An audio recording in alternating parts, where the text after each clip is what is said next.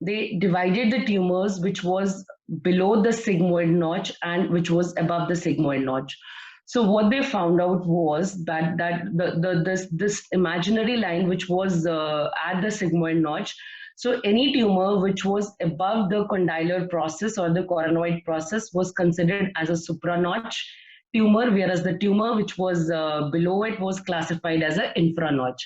Then there was they again devised a vertical line which was passing between at the midpoint of the mandibular ramus, and they also classified the tumors as anterior or as a posterior. So any tumor which was anterior, any tumor which was involving more than 50% of the masseter muscle, pterygoid muscle, or the mandibular ramus marrow was involved, was classified as posterior space tumor. Otherwise, it was an anterior. So what they found out was the tumors which were anteriorly located to this vertical line and the tumors which were infranotch have a favorable prognosis. Then Dr. Trivedi in 2018 also classified, redefined this classification. In his paper, what they told was that class 1 was an infra-notch disease only, but in class 2, they redivided as a high notch disease into two types, which was an intermediate masticator space or a high masticator space. In class 2, what they found out was that the lateral, your lateral pterygoid, your temporalis muscle, or your lower half of the pterygoid plates was involved, was classified as a low supranotch. Whereas in class 3 was a high masticator space involvement, in which the involvement of the pterygomaxillary fissure or an intracranial extension was there. So what they found out was that class 3 tumors were potentially incurable. Then there was a study by Tata in 2014 in which they included 721 patients, in which what they gave NACT, and in 310 patients who had response, they basically underwent the surgery. So what they defined was that the tumor, if it was involving the carotid artery, prevertebral muscle, or a skull base involvement was there, was classified as unresectable tumor. Whereas any buccal mucosal primary with a with a peritumoral edema which was at or above zygomatic arch, or any tongue primary which was extending at or below the hyoid bone, any tongue tumor which was extending to the vallicola, high infratemporal fossa, or extensive skin infiltration was classified as borderline resectability. So this was a paper in 2020 which again redefined, and basically in T4B tumors, the classification was the same, that the tumor which was involving the extensive skin, the hyoid bone, or the tumor which was at or above the zygomatic arch, they gave the NACT, and basically the median survival and the progression-free survival was better in these T4B tumors. Thank you.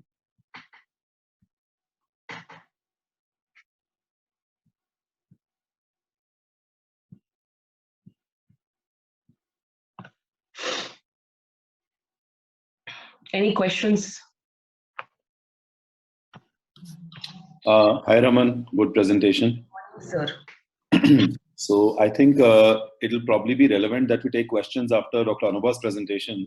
Sure, sir. Because you've set the ball rolling by defining what we're looking at. And Ajay has already done a brief introduction. So I see Anubha that she's already part of the host. So if if she'd be starting this, okay, then we'll probably take questions after that, because that will make more right. Okay, okay, sir.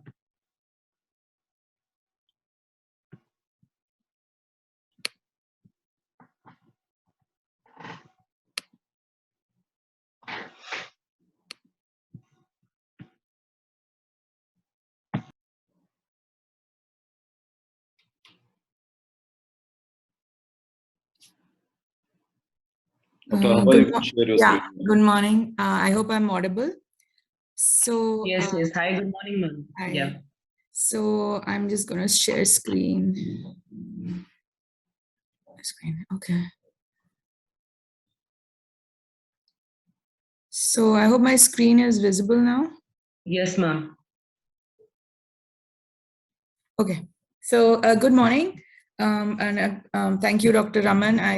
I'm going to kind of start from where you left off, talking about neoadjuvant chemotherapy in borderline resectable, or technically unresectable was the term they used in the paper, head and neck cancers. But before I go to that, there are only few studies on that. So I thought I would give a brief overview about the role of neoadjuvant chemotherapy in head and neck squamous cell carcinomas. I'll not be covering nasopharyngeal because that's a different topic altogether. So I found this lovely paper by Haddad et al. In 2018. So Anubha, I'm interjecting. I think the slideshow mode is not working. So do you mind clicking on the individual thumbnails on the left pane to be able to change your slides? Oh, okay. In mine it was. So is this better? Yeah, it's much better. Thank you. Let me just increase the size then a bit. Okay. Is this okay? Yeah.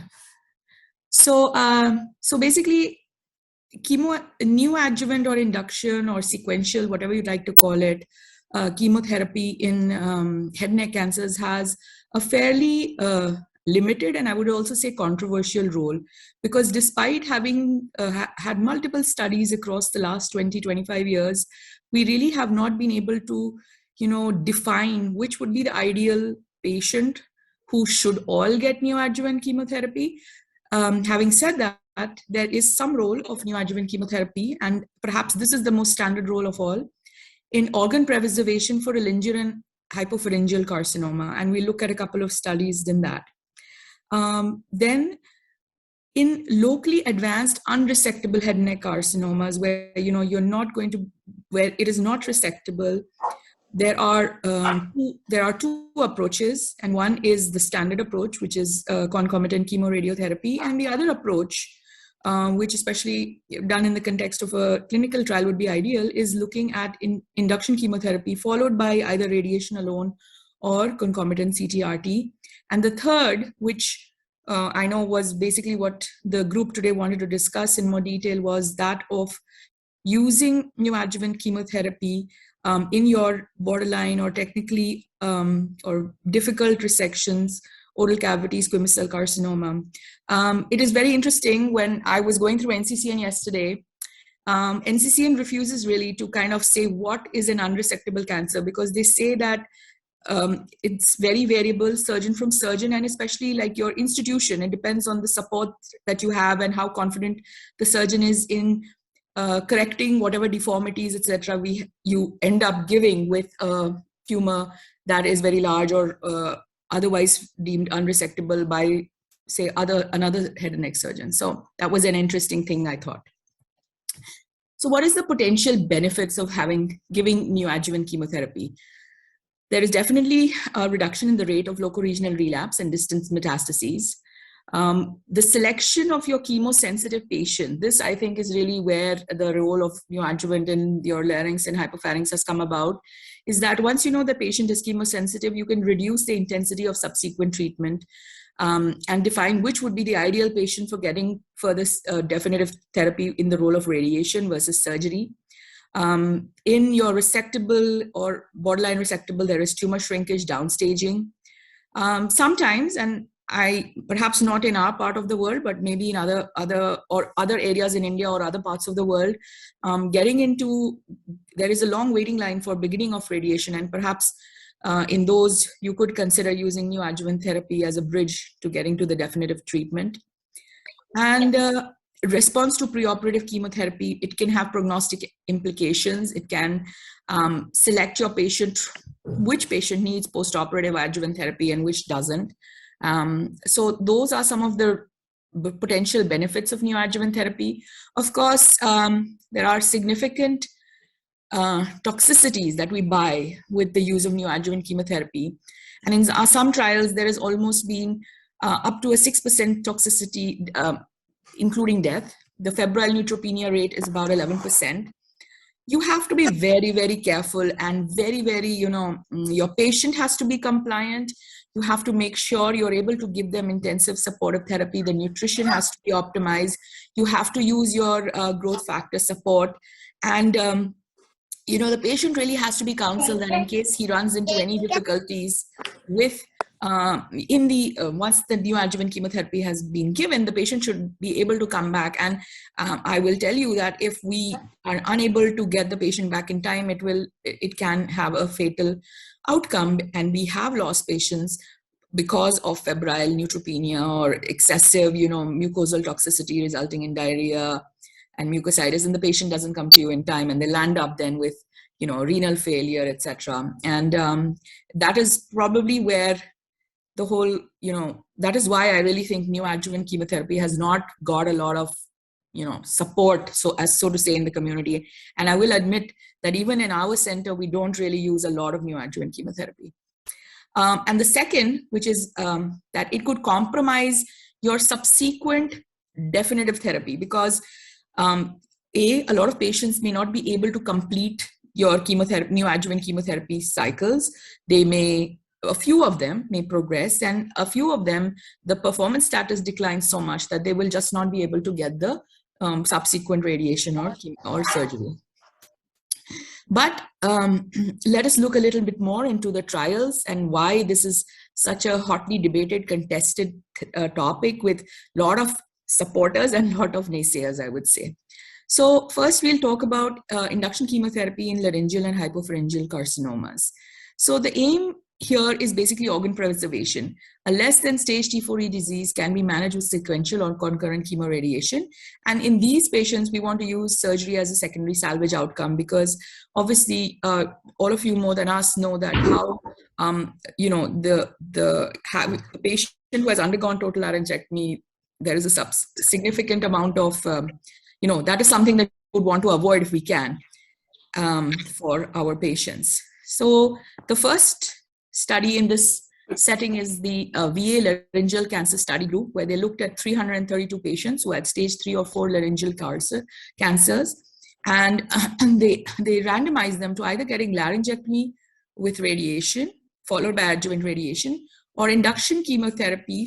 So induction chemotherapy was first given 2 cycles with 5-FU and cisplatin, and if they had a response, the 3rd cycle was given along with radiation. And if they didn't have a response, they were, taken up for salvage laryngectomy. So the 2-year overall survival was equivalent between the surgery and the induction chemotherapy arm. A favorable response to induction chemotherapy resulted in 64 complete PAT-CR. It appeared that there was an enhanced effect of radiation on the tumor. Preservation of function of larynx was there, and a possible improvement in the OS, which was not proven in this study. But what it did show, that recurrence pattern was different between the patients who got induction chemotherapy versus those who got salvage, who got surgery with radiation, and there was increased distance failures in the surgical arm, whereas there was more frequent local failures in the CTRT arm. And this trial stressed that a good response after 2 cycles of chemotherapy, neoadjuvant, could be associated with a high rate of organ preservation and favorable survival. In the last, I will show you how NCCN has included all of these as a category 2A and a 2B recommendation. The next study, which is the RTOG 911 study by Forastier et al., again looked at induction chemotherapy versus concurrent chemoradiation therapy versus RT alone. In the larynx preservation study. So there were treatment-naive patients with resectable squamous cell carcinoma of the glottis and the supraglottis. More than 500 patients were randomized in this trial. And the concurrent CTRT arm, they got 3 cycles of cisplatin, 100 milligram per meter square with radiation. In the induction chemotherapy arm, they got cisplatin plus 5-FU. The cisplatin again was 100 milligram per meter square day 1, and 5-FU was 1000 milligram per meter square for continuous for 5 days. And the radiation alone arm was obviously radiation 70 gray over 7 weeks. In this trial, we had the first update was in 2003, and then we had another one in 2013. And what it did show that giving chemotherapy, either in the form of induction or concurrent, did lead to preservation of the larynx. As you can see here, there was not a big difference in the overall survival in 2000 and the long-term follow-up. But what it did show is that definitely the laryngectomy-free survival was higher for your patients who got induction chemotherapy and concurrent chemoradiation. And the laryngeal preservation rate was high in those patients who got concurrent chemoradiation and induction chemotherapy followed by RT. But again, here too, we could not prove that induction was better than concurrent. So even today, most people would go with concurrent chemoradiation for larynx preservation rather than induction chemotherapy followed by radiation. The third trial, which is the GOTEC trial, looked at giving a little bit different induction chemotherapy, where we gave TPF, which means the inclusion of docetaxel with 5-FU and cisplatin. And the other arm got only cisplatin and 5-FU.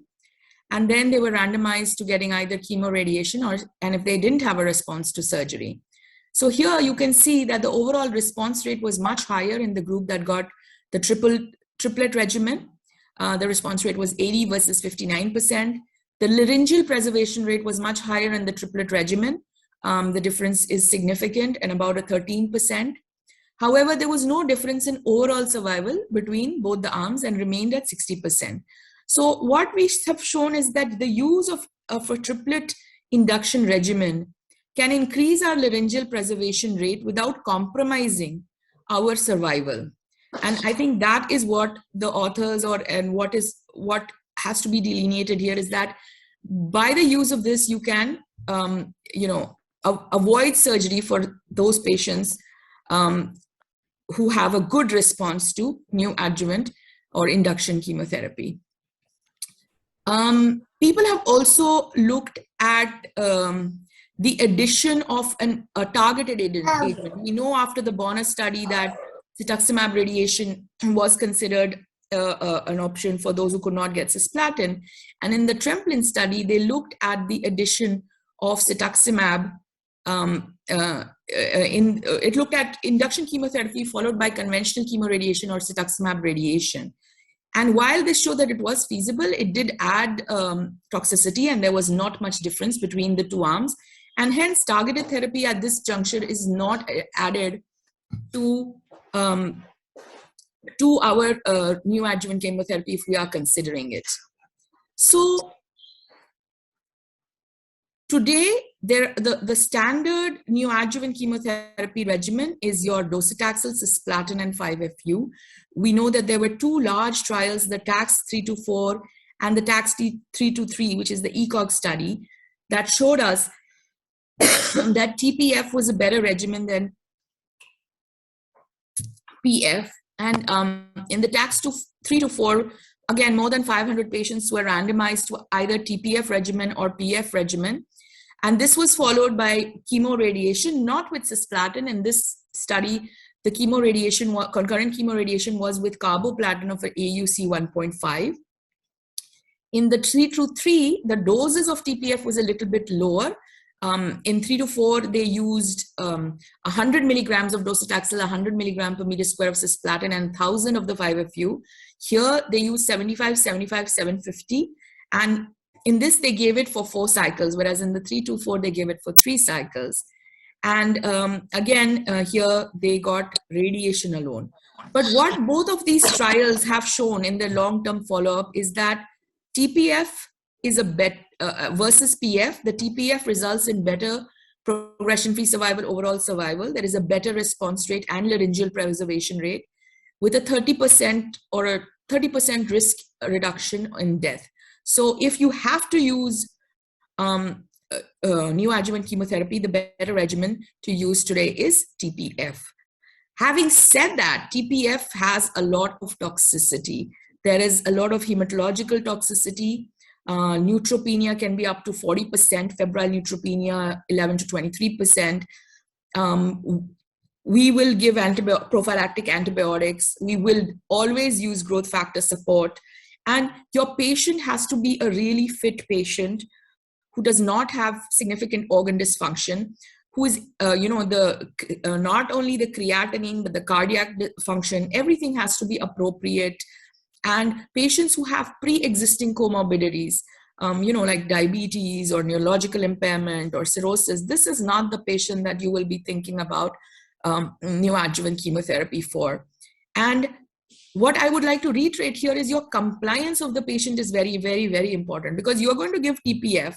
And if the patient does not come back to you when they have a problem, then that is a patient you could, lose. So whenever we are starting off on this, on neoadjuvant chemotherapy, we really emphasize to the patient that any problems that they run into, they have to come back and make sure that they are seen in a timely fashion. But it can be done in a safe manner, and it does not increase the toxicity for subsequent surgery or radiation.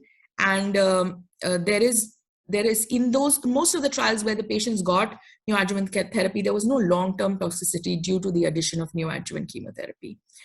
This is just a comparison of both the TAX 323 and 324 studies, again highlighting what are the toxicities associated with these regimens. The one thing that we also have to understand is that when you give neoadjuvant chemotherapy, if you are going to go on to give chemo radiation subsequently, nobody right now knows what is the correct partner for chemotherapy with radiation. Because if you give the 3-weekly cisplatin with radiation, the toxicity is higher. The TAX 324 used carboplatin. Some studies have used cetuximab. Some studies have used weekly cisplatin. And that component of what should be the ideal partner with radiation after you've given neoadjuvant chemotherapy is something that we have not been able to standardize as of yet.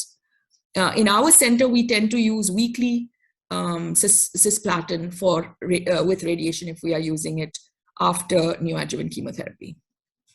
So the second place where there is some role of neoadjuvant chemotherapy is your locally advanced unresectable head and neck squamous cell carcinoma. Here, there have been 5 large randomized phase 3 trials, but they've all had their problems, and none of them, most of them have not been able to conclude. And there was a meta-analysis also of these trials, and they could not show that the use of neoadjuvant chemotherapy was better than concurrent chemoradiation. Some of the trials were underpowered. They could not recruit the number of patients that they wanted. The one trial that looked that did show a difference in PFS and OS was the Italian study. And in that study, actually, they were able to show that that there was a high compliance to treatment. Whereas in some of the other studies, such as the DECIDE trial, again, lower number of patients were recruited, and a lot of them could not complete the therapy. But for those who did complete the treatment as planned, in those, it did show that giving neoadjuvant chemotherapy showed a superior OS for the high-risk group tumors, which is your N2C and N3. But again, because of the problems associated in these trials, I'm sorry, my screen got paused.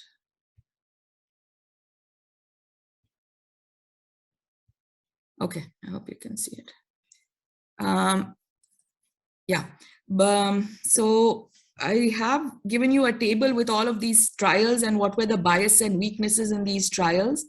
And again, drawing from the RDOG 9111, we really cannot say whether giving induction is better than going ahead straight away with concurrent chemoradiation.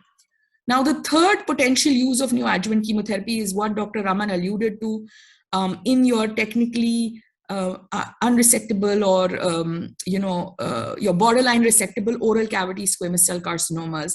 And the first trial in this setting was that by Lisitra, published in JCO in 2003, where they took up to around 200 patients with resectable oral cavity cancers who had T2 to T4 disease. The T2 here was larger than 3 centimeters, N0, N2, with good organ function, and randomized them to getting 3 cycles of cisplatin 5-FU or upfront surgery alone.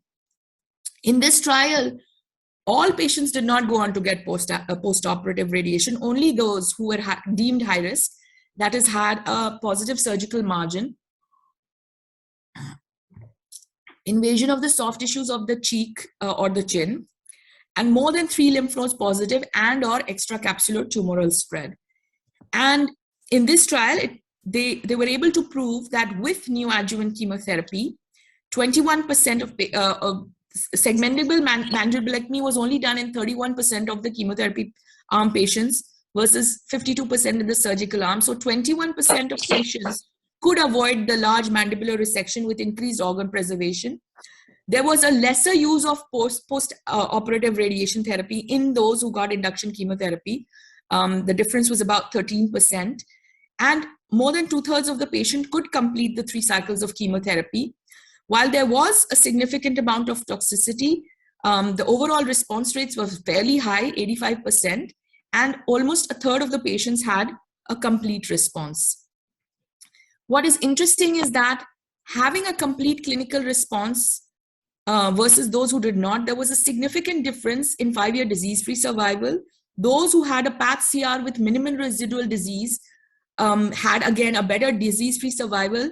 The difference was almost 40%. DFS at 5 years was 85% in those who had a PATH-CR versus 50% in those who had persistent disease, though there was not a significant difference in the overall survival. So the authors in this study concluded that primary chemotherapy did not add evident benefit to local regional treatment alone, but there was significant preoperative downstaging that translated into less demolitive surgery and less postoperative radiation without compromising your local control or survival.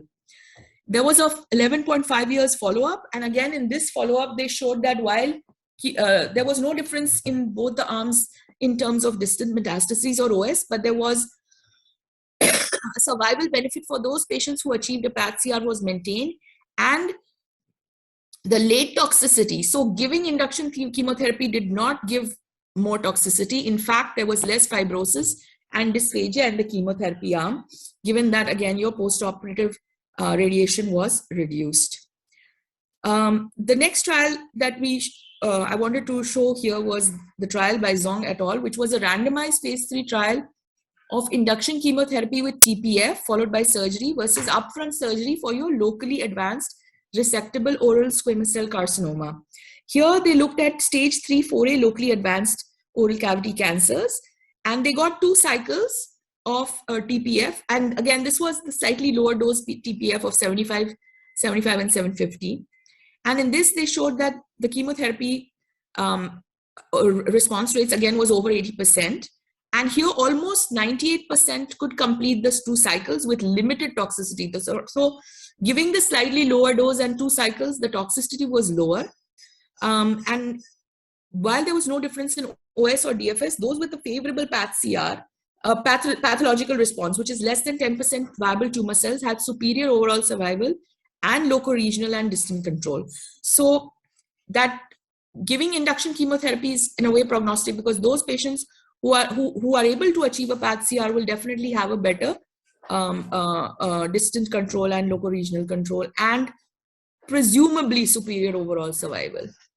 Again, this paper Dr. Raman already discussed, which is the paper coming from Tata, where it was not a prospective analysis. This is a retrospective analysis. They looked at the 721 patients who got neoadjuvant chemotherapy in their center, and they looked at patients who got two drug regimen versus a 3-drug regimen. In the 2-drug regimen, basically they dropped the 5-FU and just gave taxane plus platinum.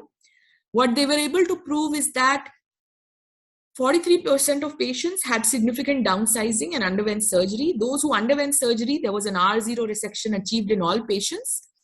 In 3-drug regimen, the resectability was 66%, whereas in the 2-drug, it was 40%.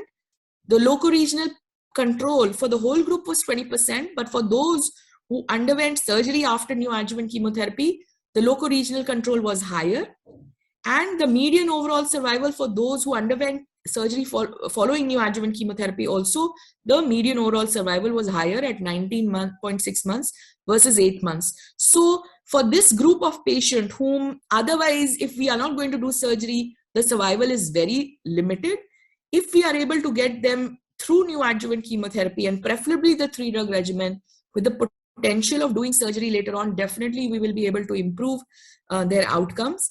I will not go into the technical unresectability definition because Dr. Raman already, her previous talk was all about this itself, but I have given the definition by this group what they consider to be technically unresectable. So where should we consider neoadjuvant or induction chemotherapy? So those whom we think have a high risk of distant failure, and here, we are looking at the bulky nodes, large volume nodes, and in one trial, they showed that patients with the lower neck nodal involvement could be considered for neoadjuvant chemotherapy. We already talked about induction chemotherapy for organ preservation and laryngeal cancer. We talked about the role of induction chemotherapy for your borderline unresectable oral cavity cancers, which would otherwise, if doing that big surgery, would result in poor functionality. And there is one study, and of course, we also talked about how neoadjuvant chemotherapy followed by surgery, you do not increase toxicity. In fact, you have perhaps less dysphagia and fibrosis in those who get neoadjuvant chemotherapy. The regimen, I think, is fairly clear that we have to use a triplet drug regimen.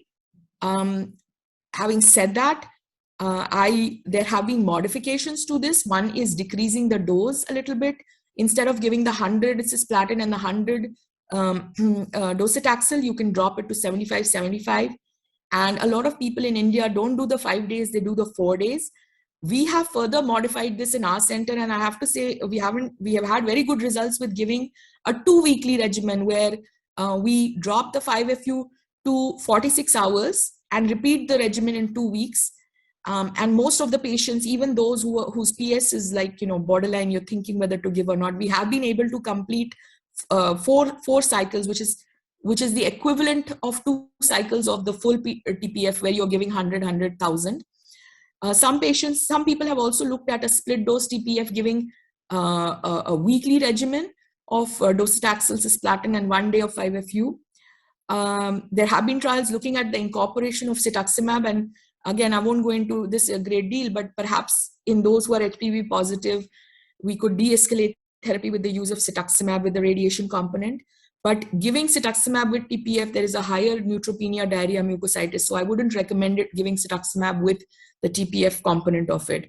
And the future, we all know, is all about immunotherapy. And there are a number of trials that are looking at the incorporation of immunotherapy with the chemotherapy in the neoadjuvant setting. And perhaps, in a few years, we will have more clarification and data on whether that should be the way that we should proceed.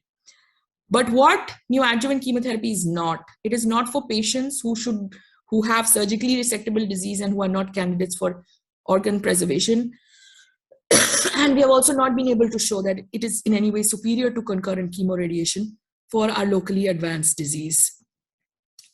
And I will just leave you with a few snapshots of the head and neck NCCN guidelines, where in cancers of the oropharynx, they have given induction chemotherapy as a category 3 regimen to be followed by RT or concurrent chemo RT. In cancers of the oropharynx, or in cancers of the larynx and the hypopharynx, however, giving induction chemotherapy and response assessment, if they have primary disease, has a complete response or a partial response, then you should consider that patient for concurrent chemoradiation. And if they have less than a PR, then surgery.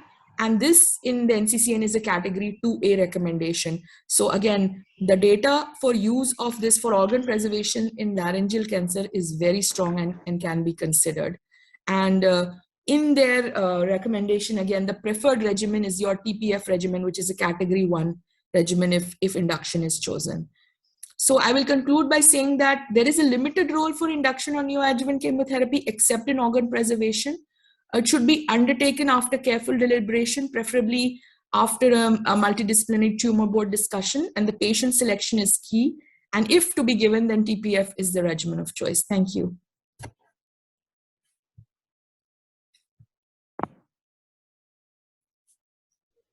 Thank you, ma'am. And indeed, it was a great presentation. Many of our doubts was cleared, and we had much more clarity on certain things. But there are a few questions which are just coming up, ma'am.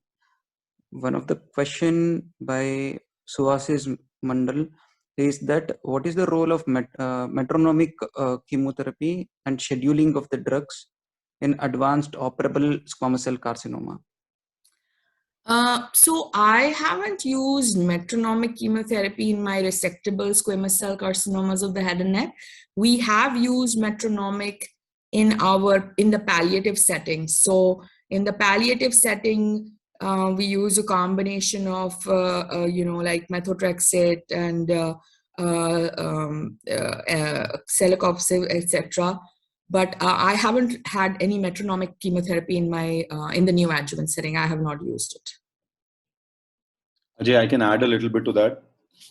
Ever since the Tata paper came out on methotrexate with or without celecoxib, people have been, I think, very wanton with the use of metronomic chemotherapy.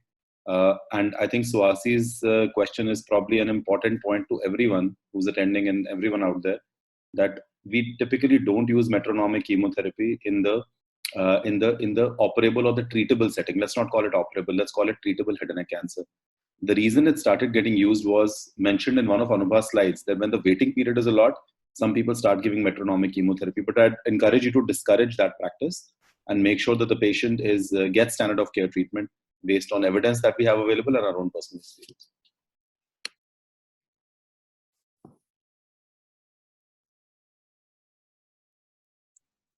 Hi, hello, good morning, Anubha.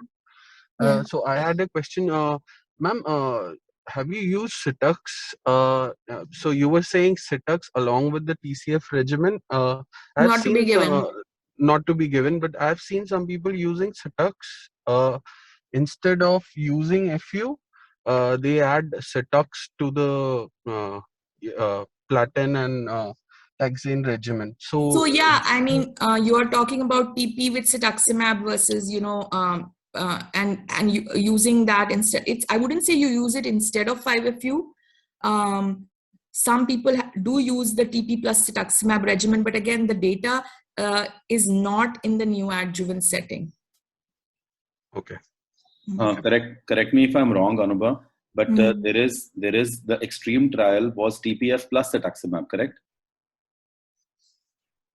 No. Yeah. So yeah, that is not resectable. Sorry. Yes, but that is not resectable. That was no. That is your metastatic disease. I was just trying to make a point, and probably I hope you'll agree that the toxicities that they encountered in that study were just too unacceptable, which is probably what prompted the comment from you, right? Yes. A quadruple regimen is something we don't consider at all. Yes, and in fact, a lot of the trials have used cetuximab with the radiation component after giving neoadjuvant chemotherapy. Yeah. But that also has not shown to improve any outcome, like the Tremplin study. Okay. Remember, guys, for those of you who are joining us right now for the question and answer session, Dr. Anubha's great talk was on neoadjuvant in all head and neck cancer. So sometimes you might find certain references to studies which dealt with non-oral cancer. But please make sure what is being addressed at that point of time and ask the questions that are. I think, Ajay, did you want to address Achyut's question with Dr. Anubha's help? He also had I was just putting up that question. Dr. Achyut has asked one more question, ma'am. His question is, BUDACH meta-analysis on 1022 patients in induction chemotherapy followed by concurrent versus definitive CTRT, which did not show any overall survival or PFS benefit. So what is your take on that, ma'am? So yeah, and I think that goes along with even your RTOG study, right? The 9111, that also showed that giving induction, and none of the analysis and neither the meta-analysis, nothing has proven to us that doing induction is better than doing concurrent chemoradiation. In fact, the thing that comes through is that concurrent chemoradiation is the better option amongst induction or induction followed by chemoradiation or induction followed by radiation alone. So all the meta-analysis has shown to us that actually concurrent chemoradiation is better, it is better. It is better. It is not inferior, and it may be improved. It may be superior. Ma'am, other questions are like, if at all we are following induction chemotherapy, till how many cycles can we go ahead? And when do we decide, yes, this is it, and this is the point where we can stop it? And what should be the timeline between the stoppage of the chemotherapy and then to progress with the surgery? So most of the trials actually, most of the trials do an assessment after 2 cycles. And if after 2 cycles, you have a good response that is more than 50%, then, you go ahead with your surgery. You go ahead with your chemo radiation. And if you don't at 2 cycles have a good response, then it is better to proceed with the surgery, because then we are just wasting our time giving more neoadjuvant chemotherapy. So maximum number of chemotherapy cycles, I would say, is 3. There was only one trial, the TPF trial, that TAX-323, which used 4 cycles, but most of the trials have given a maximum of 3 cycles, and response assessment has been done after 2 cycles, and sometimes the 3rd cycle has been incorporated with the radiation. And I think Dr. Shamit and the head and neck team at our center also prefers to see the patient after 2 cycles to see the response, because if you're going to get a response, you're going to get it by the 2nd cycle, definitely. See, thank you, Anubha, for outlining in brief our institutional philosophy on this. I think that there is a practical sensibility to doing that. The reason is that if we are committed to surgery, and I'm only talking about neoadjuvant for oral cancer, which we do very, very selectively indeed. If you're talking about our treatment intent for oral cancer being surgery and the primary modality being surgery, then it is better not to delay that to a point where we have a lot of grade 3 reactions. We already know from the original TPF studies that the rate of grade 3 reactions approach 60%. And I think one Indian study, it actually approached close to 90%. It becomes decidedly difficult for us, because then we get that patient that we have to then optimize for surgery and then take up for surgery and also deal with the postoperative sequelae. So I'd encourage you guys to probably talk to the medical oncologists in your institutions about setting up a protocol of reassessment. We found 2 cycles to be beneficial. Dr. Anubha and Dr. Jitender's team is very helpful in that regard. They make sure that we have a constant connect with them in terms of that. Also, I think, Ajay, I'd like to add a little bit to the meta-analysis question that Achyut had asked.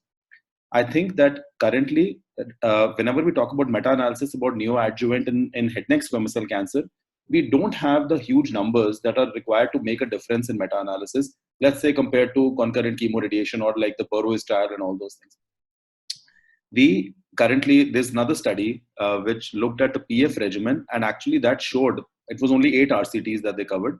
It was a Chinese study, I think in the late 2000s. And it showed a benefit in overall survival, which you typically expect from neoadjuvant, as Dr. Anubha pointed out also. But yes, the loco-regional relapse did not change. So I think you should consider this very critically whenever you start analyzing small volume meta-analysis. According to me, it starts making a difference when you're considering a lot of studies, tens of thousands of patients. But smaller studies, please treat them with caution. Ma'am, you told about that the preferred drug regimen is docetaxel versus platin. I mean, I just want to ask your experience in using other drugs like paclitaxel or a carboplatin. I mean, have you found any difference or like? I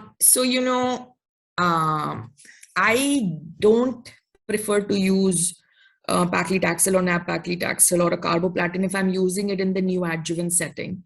If I am doing neoadjuvant chemotherapy, I would prefer to stick to docetaxel cisplatin 5-FU, though I do, like in the last 2-3 patients, I've modified it further. And like what I told you, I now try to do the 2 weekly because I think the patients tolerate that much better. If I do use paclitaxel or carboplatin, I will use it in the palliative setting, not in the neoadjuvant setting. Okay. There is one, NCCN has included Pacli-Cis 5-FU, not Pacli-Carbo 5-FU. It has included Pacli-Cis 5-FU as a category 2B recommendation, but I honestly have not done it. I don't have experience in the neoadjuvant. In the palliative, we always use Paclitaxel carbo, rather than docetaxel cis. So there, yes, we have almost all of our patients are on that. But I think that if we are going for the neoadjuvant approach, where we want your good response, like with the triple drug, you're getting a response rate between 60 to 80%, then I would use what is the standard in that situation. Okay.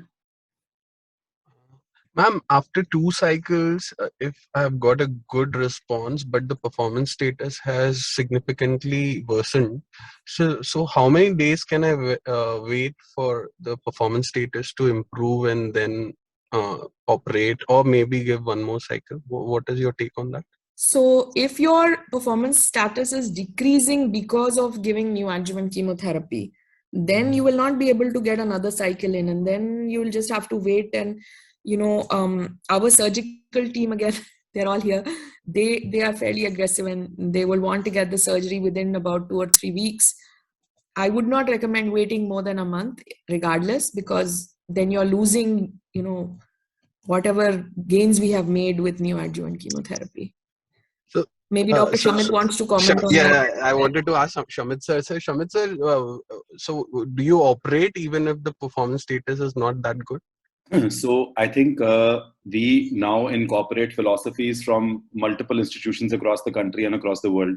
And I will tell you this, that all of us have a different approach to doing this.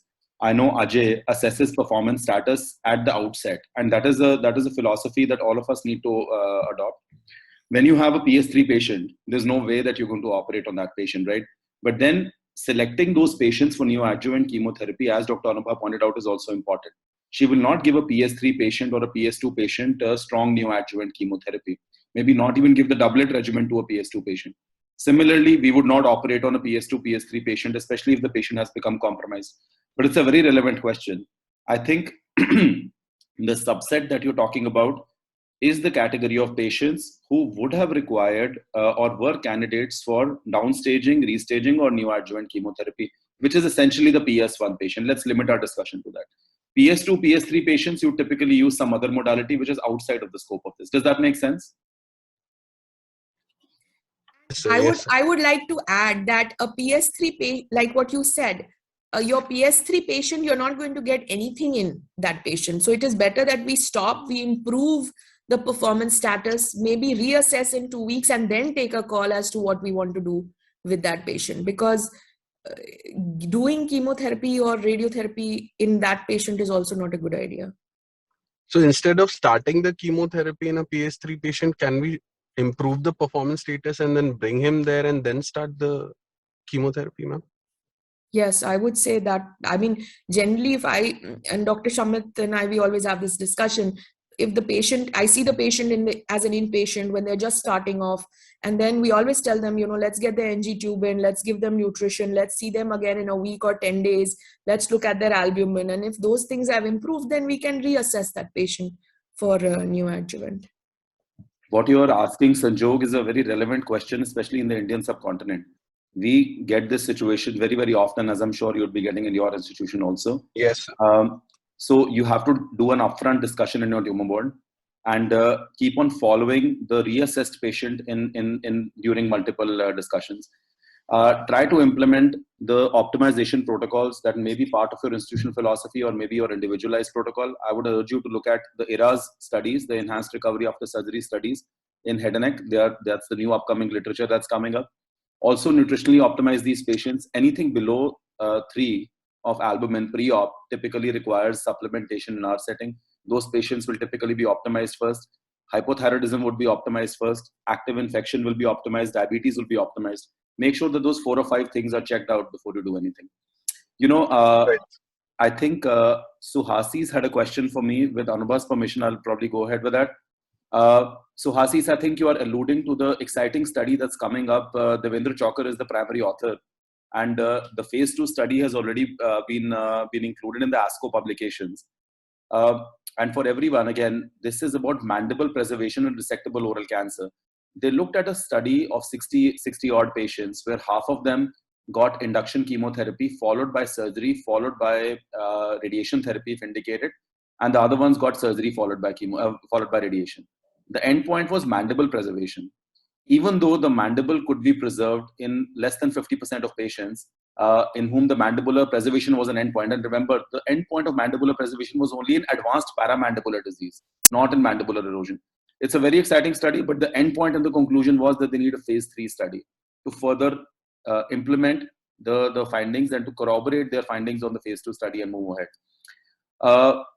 We currently don't use that protocol in our institution, and Suhasi, that actively encourage you to look for the results of the phase 3 study. I believe, based on my last conversation with him, the data should be upcoming in the next year or so from that endpoint.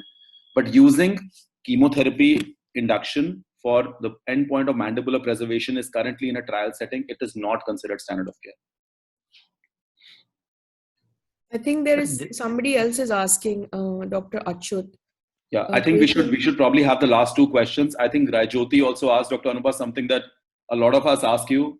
What is the role of gefitinib? Maybe you want to address these two last questions and then we can move on to Gaurav's presentation. Thanks. Yeah, I mean, so I'm not a huge proponent of gefitinib in the palliative setting either. If I do use it, I have tried it as a part of the metronomic treatment if I'm giving it along with methotrexate or some weekly regimen. In that situation, I have used gefitinib. But again, not a lot of experience, not a huge proponent. A patient who started on palliative intent chemotherapy with a very good response, I would say I definitely would consider them for some if they have a very good response, the PS improves, then we have often sent them back to surgery or radiation to reconsider some local option. So yes, I would.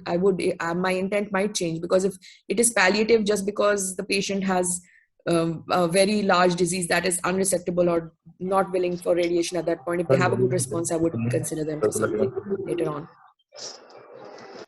Ma'am, just to add on few points to what sir had said, Lasitra also showed the benefit of preserving mandible in cases of 21% was there. Yes, but again, with the kind of shrinkage post induction chemotherapy and satellite diseases, so if at all we have planned for a segmental mandibulectomy, as sir said, yes, we have to go ahead with a segmental mandibulectomy because we don't have any solid evidences to say that there is preservation as of now.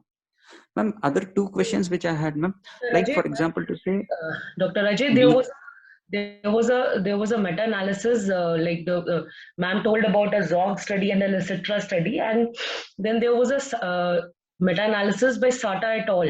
So which showed that most of the tumors, what they have included were like T1 to T3 squamous cell CAs. So their role of mandible preservation and the tumors who were T4 were only around 20%. So it could be a bias, in a statement which they say that yes, they were able to preserve the mandible. Also, I have a question for, I think, Dr. Shamit. When you have a borderline resectable tumor and you do the neoadjuvant, your the plane that you're doing the surgery changes, right? When they've had the response, or do you go, because this was often debated in your conferences. So and again, it's a very relevant question, but I think we are getting more and more close to a consensus that the pre-chemotherapy margins have to be considered as the post-chemotherapy margins as well. So it should not change. There are certain studies in which the margins of the tumor are tattooed, akin to how you would plan a patient for radiation therapy in the same way, and the way we used to assess response to photodynamic therapy in the past. So the margins are tattooed. You still use the same margins because it becomes very difficult to do that. And the basic principle for that is biological. If we give any chemotherapy, the tumor will not shrink centripetally. It will shrink, leaving small tumor islands in their wake. And even though we sometimes, after a very good response to your chemotherapy regimen, we might not even find viable tumor, but evidence and following up these patients long-term has shown that they start getting small emboli all over the place. So which is why pre-chemotherapy margins are considered. So now your next question would be, why then?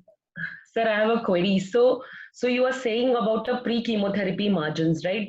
Yes. Most of the studies of a neoadjuvant have actually mentioned about the post-chemotherapy margins. They have not taken the pre-chemotherapy margins. Which is why I agree with that, which is why the current literature is not elegantly elucidated enough to help us decide what constitutes a safe post-chemotherapy margin. Our philosophy currently would be to consider a pre-chemotherapy margin for the simple reason that we are looking at patients in not in isolation, but as a patient who had a large tumor to begin with. Now, there are certain exceptions, of course, to that. Let's say the tumor shrinks off the skull base. In that case, I'd use a post-chemotherapy margin. That's obvious. Or I'd do a compartmental. But if you have extensive skin involvement and then the tumor shrinks, I would probably use the same skin margin. So there is a natural bias out there. I would remove the disease that we should be able to reconstruct, and you know that. But when you talk about critical areas, of course, if the tumor was caking the skull base, we will not go intracranial post chemotherapy. It does not make sense. So I think all of that is also biased. This literature that we generally talk about on neoadjuvant chemotherapy. I think one more point I wanted to make on this. Anyhow, if there's any other questions, we should take them. Otherwise, we should just move on to the next one. Ma'am, coming for adjuvant settings, ma'am, for example, to say if we have an PN2A disease wherein there is an extranodal extension in only single node, what is your take on adjuvant chemotherapy in those type of regimens, ma'am, in those type of scenarios?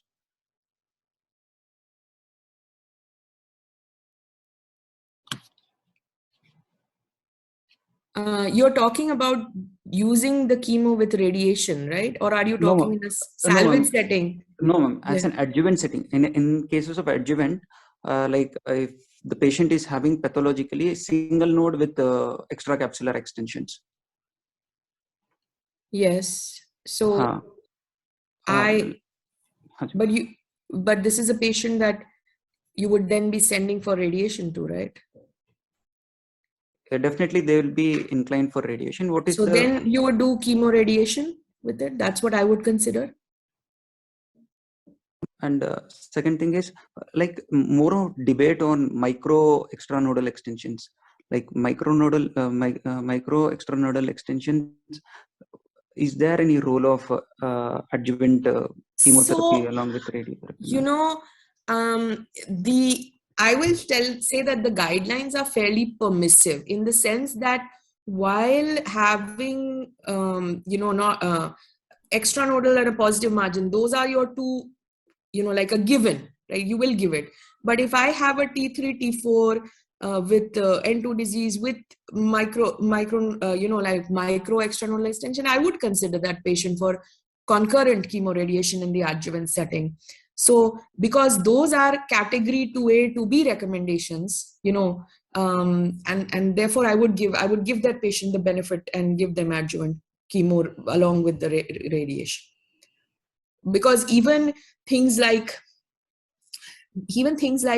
LVI, PNI, T3, T4, N2, they are all category 2A recommendations for concurrent chemoradiation in the adjuvant setting.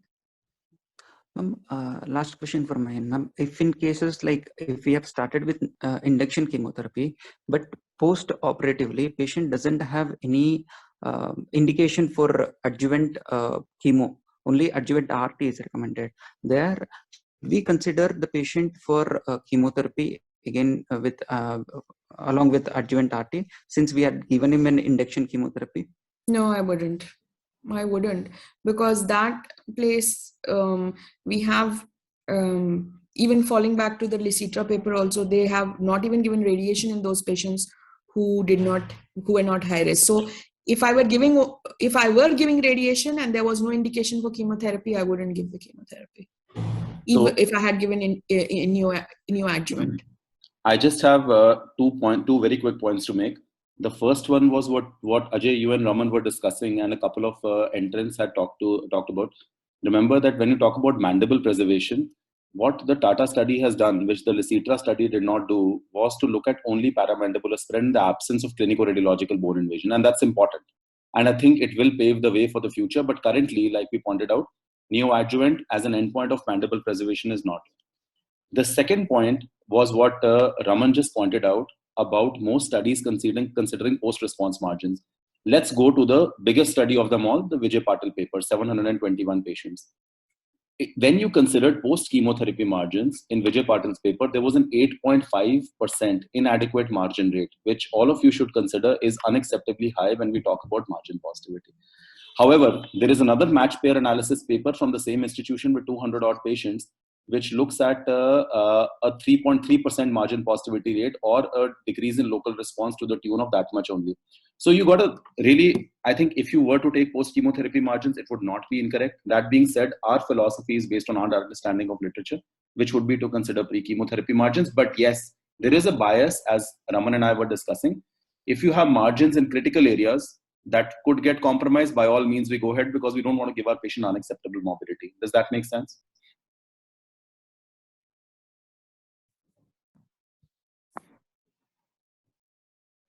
Yes, sir. I hope it made sense. Yeah, I got a very weak yes sir at the end. But anyhow, we should move on to. And I think we've had a brilliant discussion. Let me thank Dr. Anubha. She was not completely feeling great, but thanks for being here.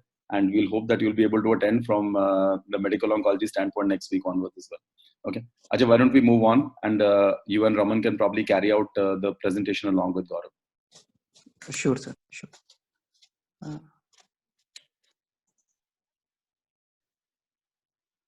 Gaurav, if you are ready, you can share your screen presentation. Is it visible now, sir? Yeah, Gaurav, it's visible.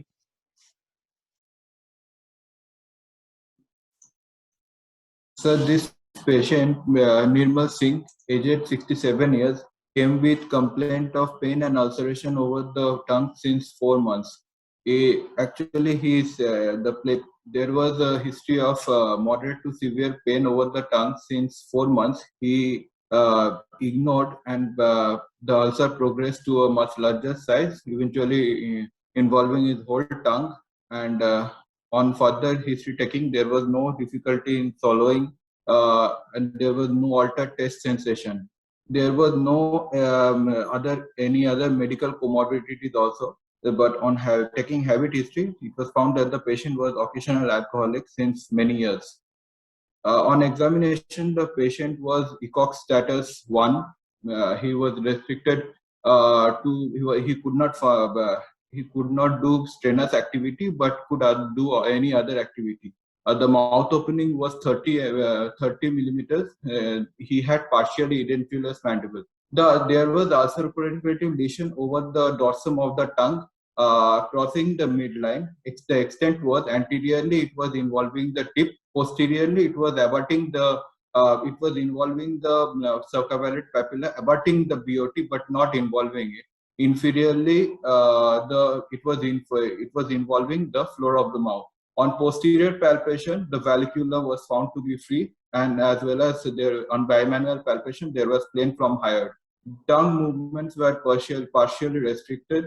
There were no mobile anterior teeth, and there were no mobile anterior teeth, and there was plain with the plain was found with the anterior mandible. The size of the lesion was found to be around 5 into 5 centimeter. On palpation, there was a hard fixed level 2 node, which was around 1 into 1 centimeter. On doing the biopsy, incisional biopsy from the lesion, it was found to be a moderately differentiated squamous cell carcinoma. We did a subsequent contrast-enhanced MRI. It shows involvement of all the intrinsic muscles of the tongue, as well as the mylohyoid muscle of the right side, as well as the sublingual gland was seen to be involved, and there was a level 2 node. There were multiple level 2 nodes and level 1B node, the largest being 11 into 8 mm, which was 11 into 8 mm, which was found in the MRI. The treatment that we did clinically, it was a T4A N1 M0 lesion, so it was stage 4A. The treatment that we did was a subtotal glossectomy with compartmented clearance of the right side, and for neck, we addressed the neck as modified radicular neck dissection of the right side, MND type 3, preserving all the IJV SCM muscle as well as the spinal axillary. Left side selective neck dissection 1 to 4 was done. The reconstruction that we did was free ALT flap. It was anastomosis was done. Arterial anastomosis was done. end to end with the transverse cervical artery, because the facial artery was not that great on the right side, and the vena comitans with end to side with IJV. On histopathological evaluation, final histopath report, it came as a T4A end-to-A lesion. The size of the lesion which was reported was for 5.5 into around 4.5 centimeter. DOI, depth of invasion, was found to be 2.2 centimeter. LVI and QNI both were absent. All the cut margins were adequate and were between 5 to 10 mm away from the tumor. The one of the lymph nodes, that is here we are seeing the case of KIP metastasis, in which one of the right level 4 lymph node was found to be metastatic.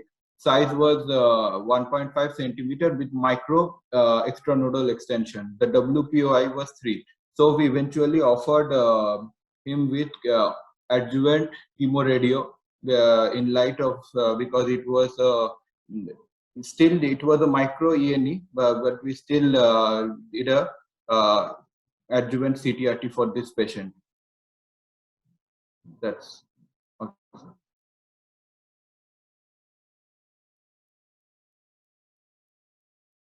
That is it. Okay, Gaurav, good presentation. Any questions?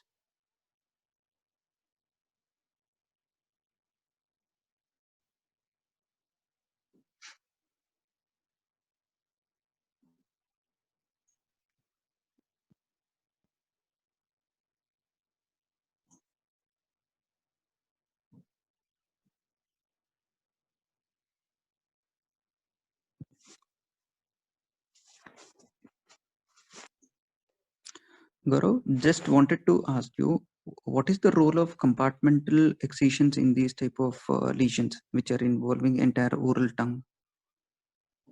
So in this case, in the MRI, we saw that the extrinsic muscle is involved, the sublingual gland is involved. Another indication for compartmental tongue surgery is the lingual neurovascular bundle involvement. So, sir, these are the extrinsic muscles, the intransit lingual lymph nodes, the involvement of the lingual nerve and the neurovascular bundle, or the involvement of the salivary glands. These are the path of least resistance from which the tumor are transiting to the first basin, the first echinoid node. So if these structures are involved and we do not clear the floor of the mouth, then we will be subsequently leaving some of the tumor islands. Here we saw that the sublingual gland is involved. So that's why we did a compartmental clearance. We did a pull-through approach, and we did a compartmental clearance of the right side only. Hi, Dr. Ajay. Good morning. This is Dr. Sajit here. Hello, sir. Yes, sir. Good morning. Okay, sir. I just wanted to know, morning, what is the feeding tube that you have placed? But in this case, being a subtotal glossectomy, I would suggest a peg insertion up front, which will help. We can do it in during surgery itself, which will help in the adjuvant treatment as well. Yes, sir. Sir, What is most opinion? of the things we take it like this, sir. But in this patient, especially since the left side base of tongue was preserved, and patient did well in the post-operative period also, we were able to decannulate him, and even Ryle's tube has been removed. He is able to swallow it now. I mean, he is able to take semi-solids and solids orally. So he is doing fairly well. He is in his adjuvant setting, sir. Good morning, sir. Sir, actually, normally we put a nasogastric tube only in these patients, in all of our patients, and we subsequently follow our patients with a functional endoscopic evaluation of swallowing. That we generally started at around 2 weeks, and we see with the boluses that how is able to tolerate the solids and semi-solids and liquids. and then only, and the time when the adjuvant therapy, like if we are able to remove the NG tube, then that is good. But if we if we are not able to, we are anticipating a long NG tube, then we advise our patients, we counsel our patients for PEG. So we don't do PEG upfront, sir. So this is one of the indication wherein we can consider subtotal. Means one of the base of tongue is preserved, so they will have fairly a good amount of swallowing functions, which will be after once everything is healing, they might have some amount of swallowing functions. But during adjuvant therapy, again, that may worsen. And if the patient is even the base of tongue, both sides base of tongue is removed, surely we need to consider. So just to bring out the discussion that when we would consider PEG insertion. Hi Sajid, Shamit here. So, hi, good morning. Yeah, hi. And again, just introducing Dr. Sajid to the group, a close personal friend, wonderful head and neck surgeon, and and Ajay's mentor, and a great teacher. So I'd encourage all of you also to draw upon him, and hopefully you'll be able to join us in the future. Sajid, very relevant point. Thanks for your inputs. I think Ajay and Raman together outlined our institutional philosophy. What we do generally is to use a FEAST with two endpoints, tracheotomy, decannulation, and NG tube removal. I agree with you, bilateral base of tongue removal, which again might or might not be a candidate for surgery upfront, would be something which would be an indication for upfront PEG placement. We're actually quite active in our PEG program with our gastroenterology team. But as Raman pointed out, we use FEAST and video fluoroscopy quite actively to be able to decide these patients for decannulation or NG tube removal. We haven't presented our data currently on NG tube removal, but FEAST for tracheotomy, decannulation, and oral cancer, we presented at ASCO in 2020. One of our prior fellows presented it. But great topic, which is important from a functional perspective.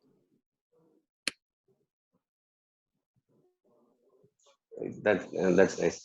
And was that data published? Then we would like to see, because I'm also currently working on the same similar topic. Great. I'll send you the abstract. It's not published. It was published in the ASCO meeting library abstracts, but not in manuscript format. Maybe this discussion will prompt one of our team members to take it up, and I'll request you to share your data also. Probably we can make that now, future topics and the thing as well.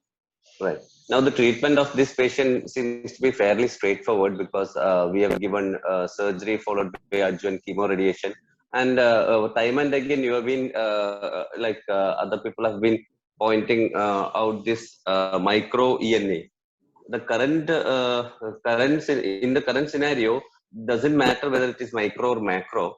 It's all are included in ENA. Probably later, when sometimes somebody brings out some data, we would be able to distinguish both of them. Otherwise, all of them has to be considered as ENA. Correct? Yes, sir. Even we that was the question which I had also pointed out to Dr. Anubha also, and she laid down our institutional philosophies that we are considering it as an indication for inclusion of chemotherapy. Gaurav, I encourage you to answer the questions which are being posted in response to your case presentation, as opposed to typing them out. That's being a fellow, I would encourage you to derive that confidence from person-to-person discussion. You have senior head neck oncologists in this group. Please make sure you answer them physically as opposed to typing them out. Even though your answers are correct, I would rather that you speak them out. Okay. So the question that was asked was indication of contralateral neck. When do we address the contralateral neck in case of OSCC? Sir, in case the lesion is big enough that it is crossing the midline, number one indication. Number two, if on frozen, then level 1A submental nodes are found to be positive, then we will do a SND of the opposite side.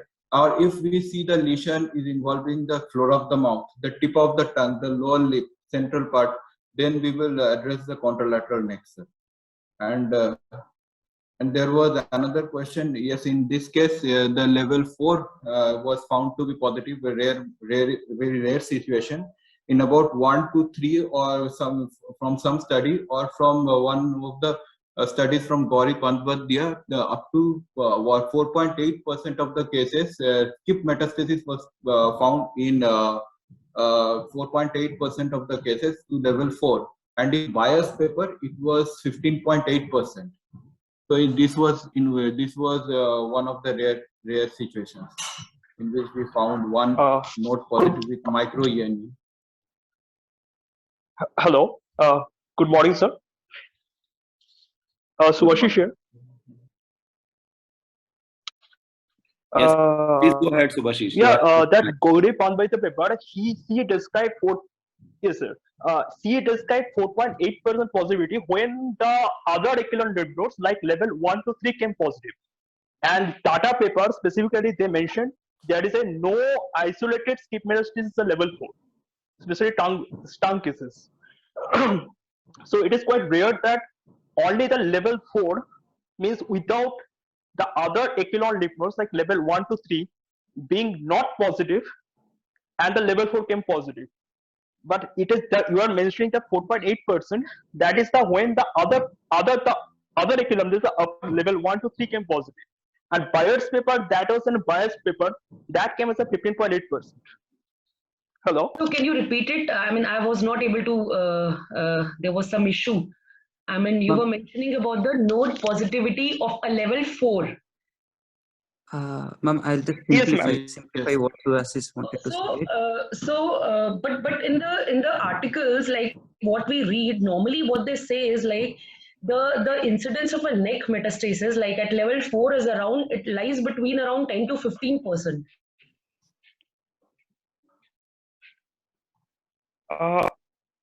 Ma'am, I'll just give a clarification. What Subhashish wanted to say is that it only skip metastasis is what is not the comment.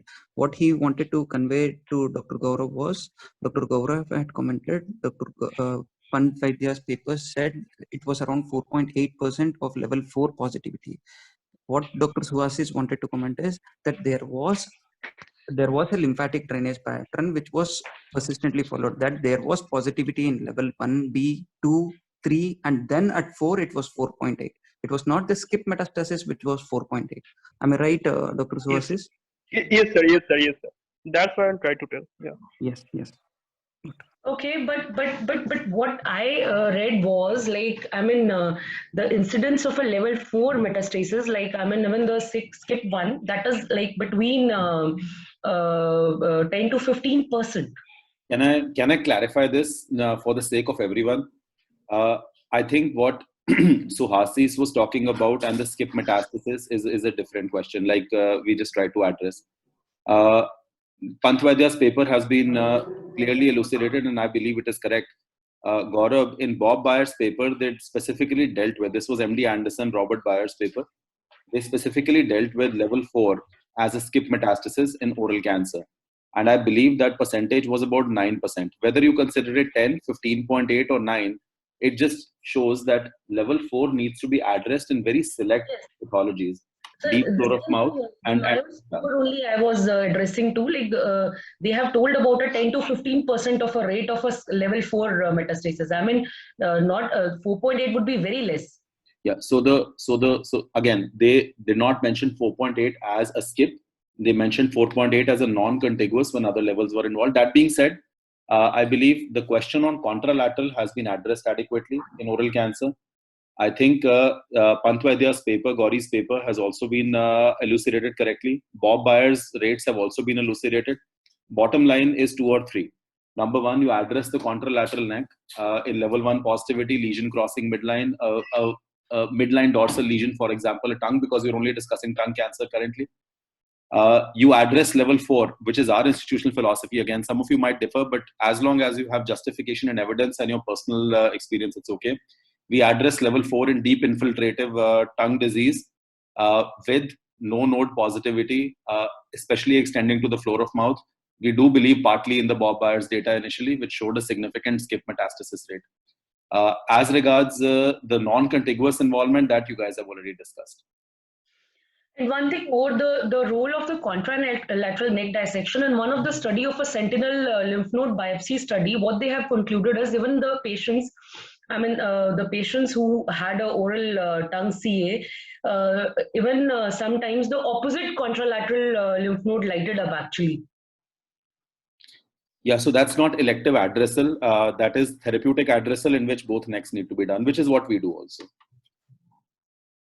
And I think because there are some, I think we've cleared most of the doubts. I think Achyut has a relevant question that in ASCO guidelines, Achyut, I'd encourage you to read Indian data on early oral cancer because we see much more of that. That being said, if you were to address the opposite side, first of all, if you have tongue T3, T4, and you have a disease that is reaching midline, there are multiple indications in which we go contralateral anyway. One of those indications is if you end up having a vessel depleted neck from addressing the ipsilateral neck. In that case, for most of these patients, you need some form of reconstruction. And if you're choosing microvascular, you will go contralateral anyway. But for oncological considerations, if a tumor is reaching the midline raphe of the tongue, generally you will address the other level in some ways. How do you address that? If the disease is not involving mandible, sometimes you would do a pull-through approach anyway, which will require bilateral nodes to be explored, if not addressed completely. So what I would do in this setting, I would probably slightly modify what you've written. I would consider a contralateral neck in disease that is T3 and T4, biologically aggressive, reaching up to the midline raphe, because then it's very difficult to draw a line as to when you're going to address the opposite neck or not. So I'd probably it takes 15 or 20 minutes to do the morbidity with a 1, 2, 3 neck dissection. In that case, I would not do level 4. A morbidity of a 1, 2, 3 contralateral is going to be very minimal, and you might need to address it anyway for your reconstructive considerations. So yes, keep your philosophy open and make sure that you're flexible and incorporate some subjective decision making based on your perception of disease aggressiveness.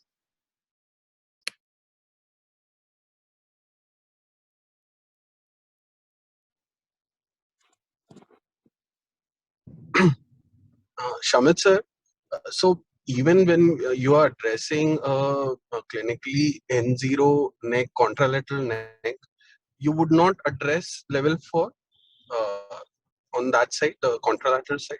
You'll do level 3. Yes, we do level 1, 2, 3 on contralateral, not the level 4. So, and who was it that asked the question? Sanjog asked the question, correct? Yes. Yeah.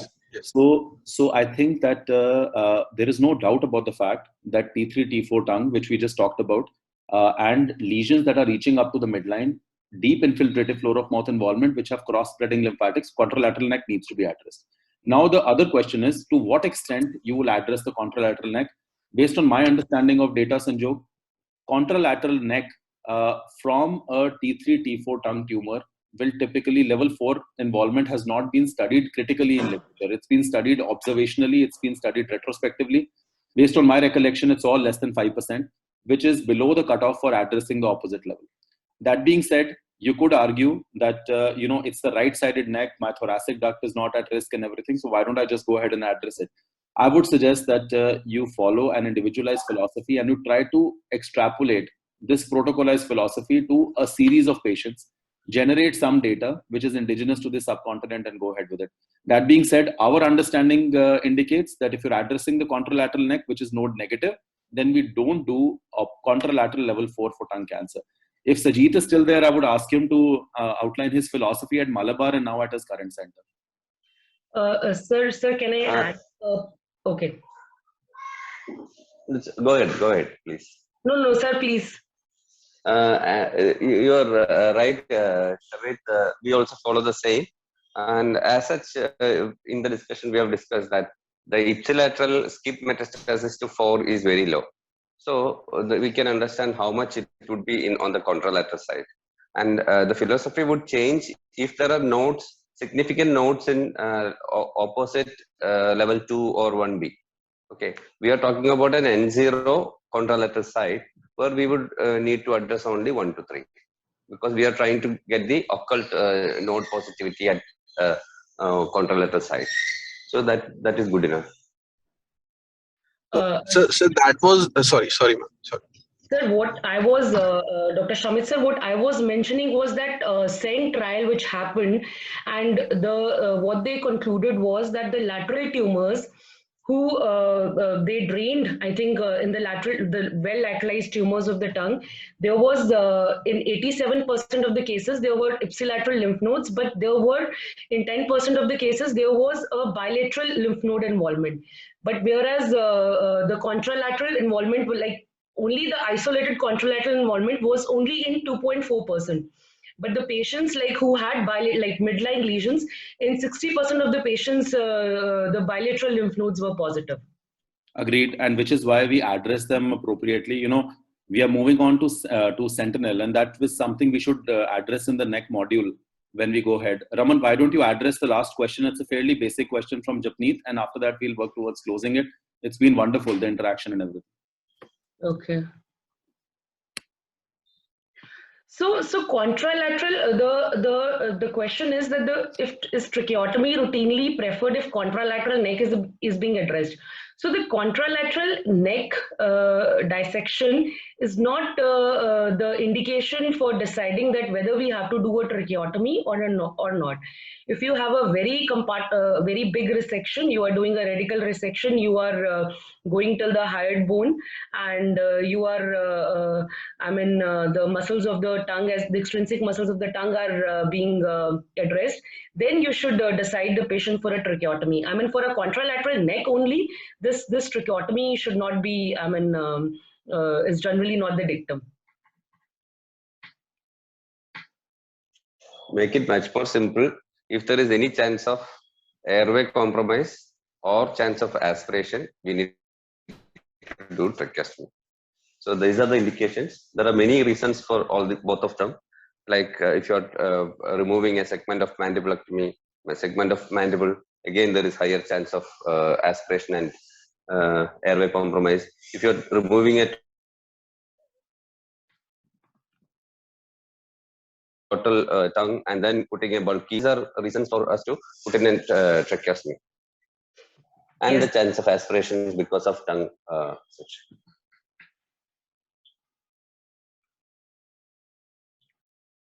Yes, sir. So I think now we'll wind up. It was a very in-depth presentation, and Dr. Ajay, would you like to tell the subsequent topics? For the next lecture. Sure, ma'am. Thank you. Thank you, everyone, for your kind attention and joining to our sessions. And in fact, thank you, Dr. Anubha, ma'am, and thank you, Dr. Sajid, sir, also to joining our talks today. Next week, 9:30, we'll be starting with indications and role of adjuvant radiotherapy in oral cavity cancers. It will be presented by our radiotherapist, Dr. Anchal Agarwal. And I think there is one more lecture also on role of maxillofacial prosthesis in oral cavity squamous cell CA. That will be by Dr. Arpita Jangu. Yes, ma'am. Okay. Yes, ma'am. Thank you, everyone. We'll end the meeting. Sure. Thank you, everyone. See you next week.